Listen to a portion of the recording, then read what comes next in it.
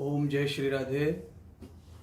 बहुत बहुत शुभकामनाएं। आज आपको राधाष्टमी का महापर्व वृंदावन की पुण्य धरा पर सौभाग्य से हम भी यहाँ उपस्थित हैं और आज पूरे वैष्णव सभी राधाष्टमी का पर्व मना रहे हैं। बड़ी धूमधाम से आज पूजा अर्चना श्री राधा जी का होगा। आज हम श्री राधा जी के नाम का विश्लेषण थोड़ा सा आपको करके देंगे, क्योंकि एक तो बड़ा संयोग है, भगवान श्री कृष्ण का जन्म भी अष्टमी को है और श्री राधा जी का भी जन्मदिन अष्टमी को ही है, क्योंकि ये संयोग भी है और एक वास्तविकता भी है। कुछ लोग ऐसा मानते हैं कि राधा और जो कृष्ण हैं वो दो अभिन्न अन्न हैं, यानी अभिन्न अंग का मतलब होता है दो अलग अलग शख्सियत हैं, अलग अलग शरीर हैं। पर कुछ लोगों का ऐसा मानना है कि ये दो शरीर नहीं है, एक ही शरीर एक ही आत्मा है। कुछ लोग ऐसा भी मानते हैं।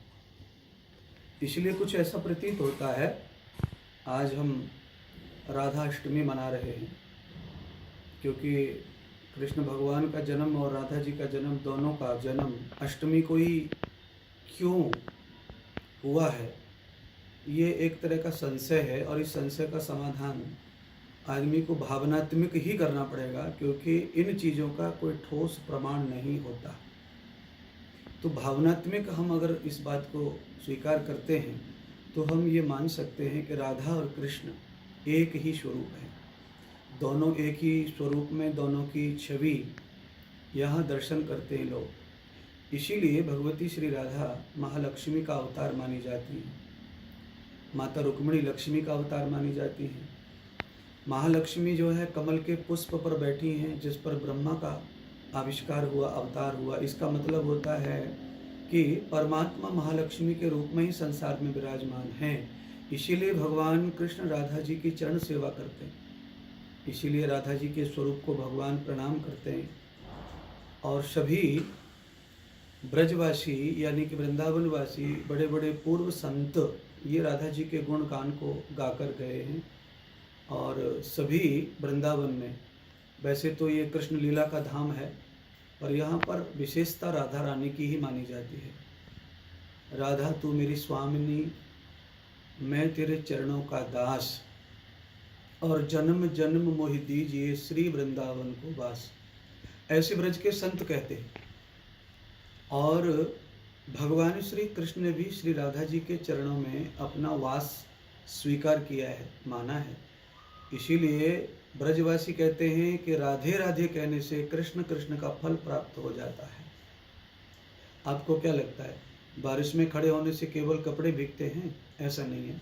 बारिश में खड़े होने से आदमी का स्नान भी हो जाता है, वस्त्र भी गीले हो जाते हैं और प्यास भी बुझ जाती है। इतनी सारी चीज़ें केवल बारिश में खड़े होने से हो जाती हैं। उसके अलावा गर्मी खत्म हो जाती है, शरीर से गंध खत्म हो जाता है, शरीर का मल दूर हो जाता है। अकेले बारिश में खड़े होने मात्र से इतने सारे परिणाम आते हैं।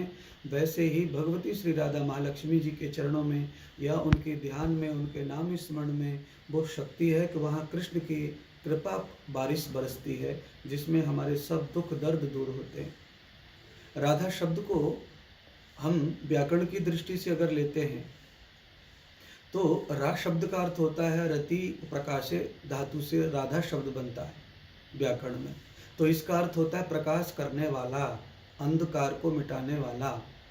क्योंकि रति का मतलब होता है रात, और रा अवैति धा रईति राधा, यानी कि प्रकाश को धारण जिसने किया हुआ है, सूर्य चंद्रमा जिसने धारण किए हैं, वो राधा। राधा कोई स्त्री नहीं है, राधा एक महाशक्ति का नाम है, राधा एक ऊर्जा का नाम है। राधा इस सृष्टि को नियंत्रण चलाने वाली शक्ति सामर्थ्य का नाम है, जिसे हम निराकार ब्रह्म भी कह सकते हैं। क्योंकि राधा जी का जो वास है वो कण कण में यहाँ निराकार रूप में ही है, जिसे हम साकार रूप में भगवान कृष्ण के साथ देखते हैं। और श्री राधा जी का यहाँ कई जगह प्रतिष्ठापन भी किया हुआ, स्थापन भी किया हुआ, मंदिर आदि जिन्हें कहते हैं वो भी बनाए हुए हैं। पर चलिए, ये मानव की गणना है, मानव की अपनी मान्यता है। पर हम व्याकरण और शास्त्रों को, इतिहास को देखते हैं तो राधा भगवान श्री कृष्ण के भागवत अनुसार भगवान की पत्नी भी रही हैं, जो उनकी अर्धांगिनी है। अर्धांगिनी का मतलब ही वही हो गया जो अभी हमने कहा, जन्माष्टमी, राधाष्टमी, ये क्या है? ये पूरक है एक दूसरे के। और इस पूरकता में क्या है? एक कृष्ण पक्ष में है, वो सावले हैं, ये शुक्ल पक्ष में अष्टमी में है, ये गौरवर्ण है। तो इन दोनों का समावेश है। आदमी सावला भी होता है तो भी आपको पूरी बॉडी को अगर जब आप देखेंगे तो आपको पता चलेगा कि उसमें गौरवर्ण भी समाया हुआ रहता है सावले आदमी में। दुनिया के किसी भी सावले आदमी की हथेली सावली नहीं होती। दुनिया के किसी भी सावले आदमी के पैर के तर पाए जो है तड़वे सावले नहीं होते।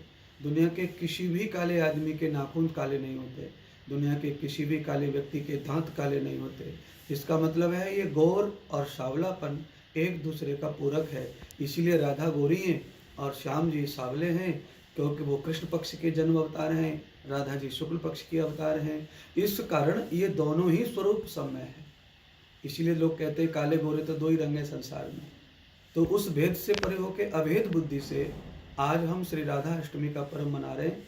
और राधे जी के ही गीत आज यहाँ सुबह से हम देख रहे हैं, 4 बजे से लोग परिक्रमा कर रहे हैं, गीत गा रहे हैं।